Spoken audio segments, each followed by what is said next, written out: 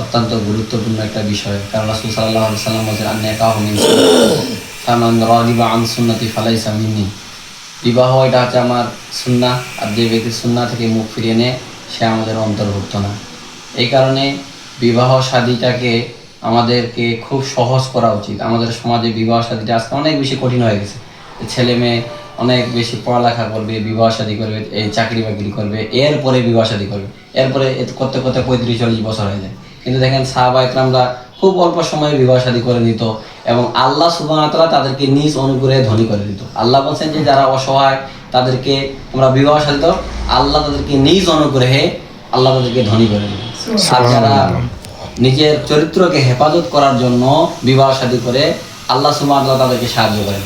রাসূল সাল্লাল্লাহু আলাইহি সাল্লাম বলেছেন সালাসাতুন হাক্কুন আলাল্লাহি আউনুহুম, 3 শ্রেণীর লোক আছে যাদেরকে সাহায্য করা আল্লাহর দায়িত্ব। কার দায়িত্ব?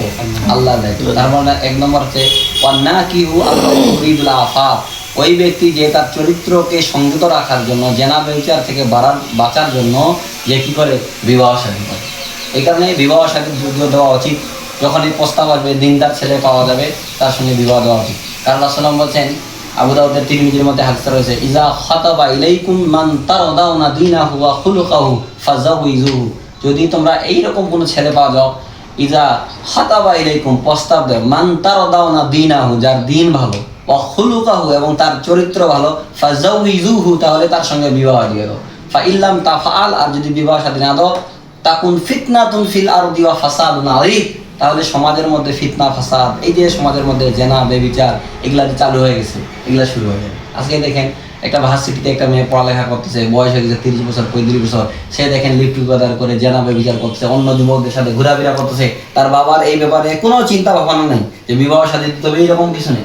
আজকে ভার্সিটির প্রায় মেয়েরা বেশিরভাগের মেয়েদের অবস্থা যে বিবাহ শাদীর আগে অন্য ছেলেদের সঙ্গে জেনা বেবিচার, ঘোরাঘুরি, এগুলা যে কত বড় পাপ। এই যে রাসূলুল্লাহ বলেন তাকুন ফিতনাতুন ফিল আরদ, জমিনের মধ্যে ফিতনা ফাসাদ এগুলা বাড়তে থাকে। এই আজকে দেখেন বাড়তে আছে।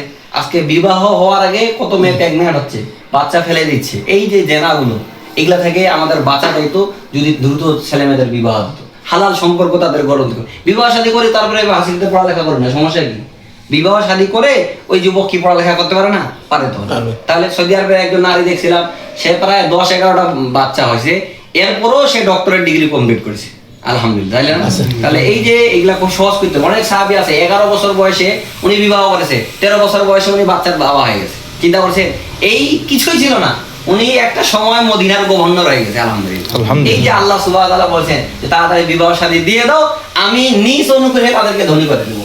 আর বিবাহ করলে আল্লাহ ধন সম্পদ টাকা পয়সা এটা বাড়াবে। কত যুবক আছে যাদের বিবাহ শাদী পড়ে এখন বলে যে আলহামদুলিল্লাহ টাকা পয়সা অনেক বেশি হয়ে গেছে, আগে অসচ্ছল ছিলাম এখন সচ্ছল হয়ে গেছে। এই যে আল্লাহর এটা একটা কি নেয়ামত দিয়েছে, আল্লাহ যেহেতু ওয়াদা করেছে অতএব আল্লাহ দিবেই। কারণ টাকা পয়সা দেওয়ার মালিককে আল্লাহ সুবহানাল্লাহ, ধন দৌলত দেওয়ার মালিককে আল্লাহ সুবহানাল্লাহ। অতএব আমরা বেশি কথা না বলি, বললে অনেক বলা যাবে। তো আমাদেরকে বিবাহ শাদীটাকে সহজ করতে হবে, জেনা বেবিচার যেন সমাজে কঠিন হয়ে যায় এই চিন্তা ভাবনা করতে হবে। আজকে দেখেন একটা যুবক বিবাহ শাদী করবে, মহারানা ধরা হয় 5 লাখ 10 লাখ, এই মুহূর্তে সে কিভাবে দিবে টাকাটা?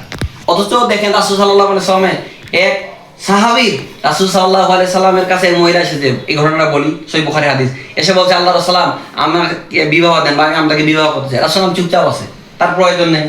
তো ওই সময় এক যুবক এসে বলতেছে আল্লাহ রাসূল আপনার যদি প্রয়োজন না থাকে আমাকে বলেন, আমি তাকে বিবাহ করতে চাই। তো রাসূল বলছে ঠিক আছে বিবাহ করবে, ভালো কথা, মহারানা দিতে হবে। বাসায় যাও, কিছু আছে নাকি? একটা লোহার আংটি যদি থাকে, এটা লোহার আংটির দাম কয় টাকা, এটা নিয়ে আসো, এর বিনিময়ে তোমার সঙ্গে বিবাহ দিয়ে দেবে। যুবক গিয়েছে, বাসায় একটা লোহার আংটিও ছিল না। কতটা গরিব হতদরিদ্র তারা ছিল, চিন্তা করেছেন? খাওয়া দাওয়া তো ঠিক মতো নাই, একটা লোহার আংটি নেই। তো রাসূল সাল্লাল্লাহু আলাইহি ওয়াসাল্লাম সাহাবী এসে বলছে আল্লাহ রাসূল বাসায় একটা লোহার আংটিও নেই। চিন্তা করেন কি অবস্থা, আর আমাদের কত অবস্থা ভালো, এরপরেও বিবাহ শাদী আমরা দিচ্ছি না, লোহার আংটি নেই বাসায়। এসে বলছে আল্লাহ রাসূল এই যে পরনের লুঙ্গি ছাড়া আর আমার কিছু নেই। তো আল্লাহ রাসূল সাল্লাল্লাহু আলাইহি ওয়াসাল্লাম বলছেন এইটা যদি তুমি দিয়ে দাও তাহলে তুমি কিভাবে পড়ে বেড়াবে, তুমি কিভাবে বেড়াবে? তখন আল্লাহ রাসূল সাহাবীকে বলছেন ঠিক আছে তুমি কি কোরআনের কিছু আয়াত মুখস্থ আছে, কিছু সূরা মুখস্থ আছে? তো আল্লাহ রাসূল সাহাবী ওই বলতেছেন রাদিয়াল্লাহু আনহু যে আল্লাহ রাসূল আমার এই সূরা মুখস্থ আছে। তো বলছে ঠিক আছে এই সূরাগুলো তুমি তাকে শিখিয়ে দিবে, এর বিনিময়ে আমি তোমাকে তার সঙ্গে বিবাহ। সুবহানাল্লাহ সুবহানাল্লাহ। তাহলে চিন্তা করছেন কতটা সহজ বিবাহটা ছিল। সূরা শিখিয়ে দিবে, সূরার বিনিময়ে হয়।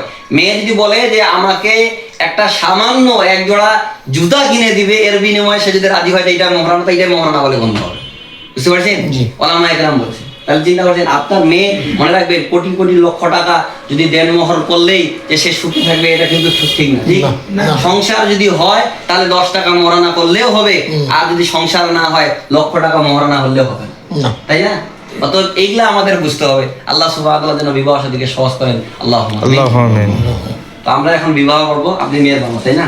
মেয়ে তো আপনি অনুমতি দিচ্ছেন, তাই না? ঠিক, আলহামদুলিল্লাহ। এখন আপনারা দুজন সাক্ষী থাকেন, আপনি থাকেন নাকি? আপনি সাক্ষী থাকেন, আপনি থাকেন, যে দুজন সাক্ষী থাকলো, বা মেয়ে থাকতে পারে। হ্যাঁ,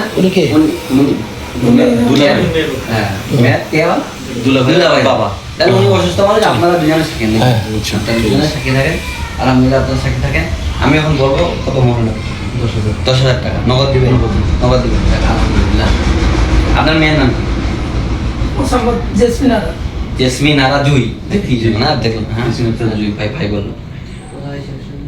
তো বলেন, আপনি বলেন, হাতটা এদিকে দেন, হাতটা নাকে দেন, বলেন, আমার মেয়ে মোসাম্মদ জেসমিন আরা জুই 10,000 টাকা মহারানার বিনিময়ে তোমার সঙ্গে বিবাহ বন্ধনে আবদ্ধ হতে রাজি।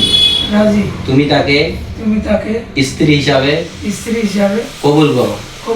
আলহামদুলিল্লাহ। আবার বলেন, আমার মেয়ে মোসাম্মদ জেসমিন আরা জুই 10,000 টাকা মহারানার বিনিময়ে তোমার সঙ্গে বিবাহ বন্ধনে আবদ্ধ হতে রাজি। তুমি তাকে স্ত্রী হিসাবে কবুল করো। আলহামদুলিল্লাহ। আবার আমার মেয়ে মোসাম্মদ জেসমিন আরা জুই 10,000 টাকা নগদ মহারানার বিনিময়ে তোমার সঙ্গে বিবাহ বন্ধনে আবদ্ধ হতে রাজি। তুমি তাকে স্ত্রী হিসাবে কবুল করো। আলহামদুলিল্লাহ, বিবাহ সম্পূর্ণ হয়ে গেছে। আলহামদুলিল্লাহ। আপনারা সকলে শুনলেন। আমরা এখন একটা দোয়া করি, বিবাহের যে দোয়াটা আছে সেটা দোয়া।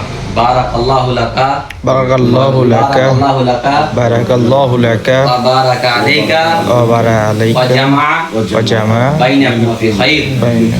মানে এততে বারাকাল্লাহু লাকা, আল্লাহ সুবহানাহু ওয়া তাআলা তোমাদেরকে বরকত দান করুক, বরকতের সঙ্গে একত্রিত করুক। ওয়া জামা বাইনাকুম ফি খাইর, এবং তোমাদেরকে কল্যাণের সাথে একত্রিত করুক। আলহামদুলিল্লাহ, খাইর দান করুক, কল্যাণ দান করুক। আলহামদুলিল্লাহ। এটাই হচ্ছে বিবাহ। বিবাহটা কত সহজ না? দেখেন কত সহজ সুন্দর, কিন্তু আজকে এটা অনেক কঠিন করে দেওয়া। নেন সবাই, নেন এখন।